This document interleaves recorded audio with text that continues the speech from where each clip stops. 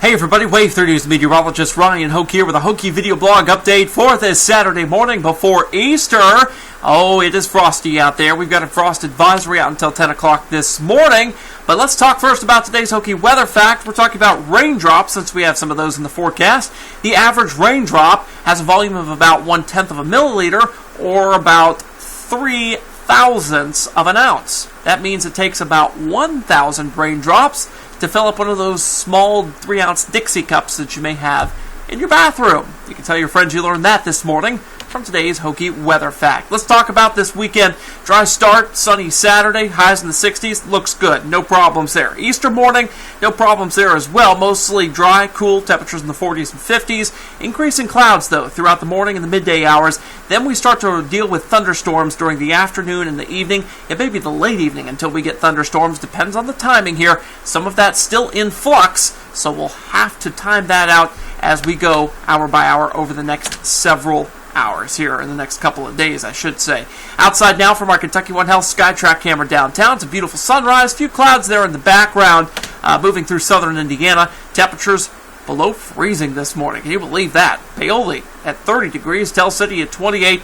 The rest of us pretty close to freezing except here in the city center where we've got that urban heat island effect. There's that frost advisory till 10 o'clock this morning.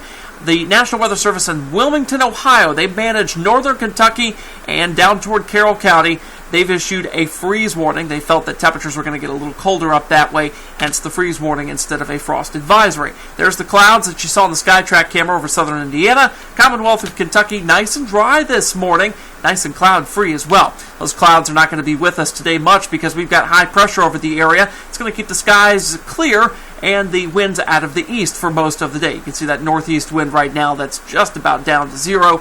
That system out to the west, that is the culprit for thunderstorms on Sunday. I want to show you the 7-day breakdown real quick here because we've got some storms to deal with on Sunday. For Saturday this morning, launching off here in about 5 minutes from this recording, we've got the Papa John's 10-miler. You see the 40s there. Let's talk about the lawn mowing forecast. This is something I need to do this afternoon. I am desperately in need of mowing my lawn, so I'm going to be doing that. Temperatures getting into the upper 60s this afternoon with plenty of sunshine. It'll be a great day for it. Really, if you're out more than, say, half an hour today, I'd put on some sunscreen, especially in those sensitive areas around your face, your ears, and your neck, just to make sure you don't get burned, because we're getting into that time of year where the sun angle is very similar to where it is mid to late September. So you can still get sunburned, and we're entering into the time of year where you need to have that at the ready if you're heading outside. All right, for Sunday, this is Easter Sunday. Look at the cute bunnies. I love this graphic that I made here.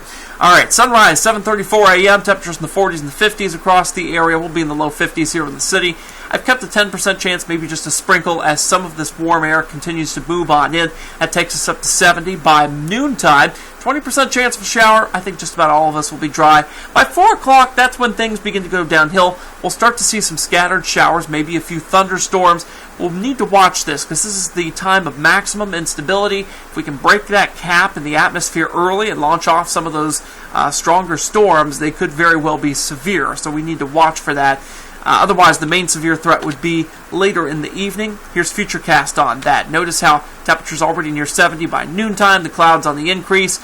Now, notice down to the south where we've got some of those thunderstorms just southeast of Madisonville, south of Litchfield.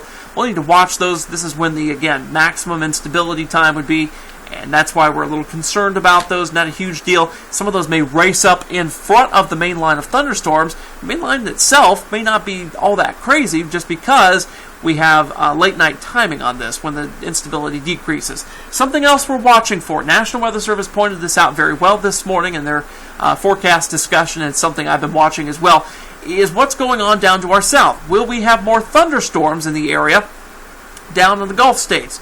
That would help to siphon off the moisture and the instability required for severe thunderstorms up here. You see that thunderstorm complex near Charleston? That hangs around down toward Atlanta, Birmingham a little bit later than expected. That would make our dew points lower, hence less fuel for our thunderstorms, because that air would be blocked off by the storms themselves down there. So we'll see how that happens. I think the Futurecast here is a little too optimistic on getting those storms out to the east so quick. I think it's going to be more toward the 4-kilometer dam, which hangs those back around the Gulf states a little bit later in the evening. So we'll have to watch that. I do think And we've seen many times over the last several years where we've got setups like this where it's not going to play out exactly as we think because of those storms to the south. That's a good thing. That limits our severe weather threat. Nonetheless, the Storm Prediction Center, because of the raw severe weather potential based on the data that we're seeing right now, has issued a slight risk of severe weather, basically along and south of the Ohio River. That's most of our counties except for folks from Jasper to Seymour. And you folks are at a marginal risk at that. I don't see an outbreak here. I don't see enough wind energy aloft for that. I think this is going to be more of an instability setup than a wind-driven setup, which is interesting because during the winter months it's usually the opposite. The winds at 850 millibars, about 5,000 feet above our heads, aren't quite as strong as they have been in previous setups, but the instability potential is higher than previous setups. So kind of a give and take here. That's why we've put hail back in the forecast there as one of these severe weather threats, because more of the instability would help to loft those hailstones up a lot higher, so you get some larger hailstones falling to the ground. That's all we're going to say about this right now in the severe weather threat. I think tomorrow morning we'll have a better idea of this. We'll give you more accurate timing. We'll have more on the threats and more on the level of threat that we're going to see, because I think there's just kind of too much instability in the forecast, if you will, for us to really get too specific on that. It's going to be fine Sunday morning, though. That's really what counts, isn't it? All right, on Monday we're at 61 degrees, Tuesday 65. Another round of storms Wednesday night and Thursday. Some of those could be strong. I'm not seeing a big signal right now for anything crazy, though, thank goodness. We're getting into that time of year where we really need to watch that, though. But as we head throughout the next week, that's the first full week of April, oh my goodness, look at those 40s. So this is a pretty good shot of cold air moving in from Canada. All the models, the ensembles, they all have it. They all have it at the same time. I've upped our confidence meter to a 5 on this. We'll probably have to up it to a 6 by tomorrow.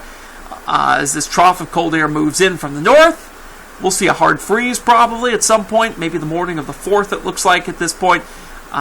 We will certainly have to watch that for folks who are starting to plant things, because we're getting into that time of year very quickly. The rest of that 14-day earliest alert outlook takes us back into the 60s and 70s. Probably a storm chance there around the 7th or the 8th. I know a front's going to be moving through at that time, and we'll just have to time that out closer to the actual event. All right, folks, that's it for now. That's the Hokey video blog for this Saturday. Enjoy your Saturday afternoon. We will have more on that storm threat tomorrow morning on the Hokey video blog. Until I see you then, have a great Saturday.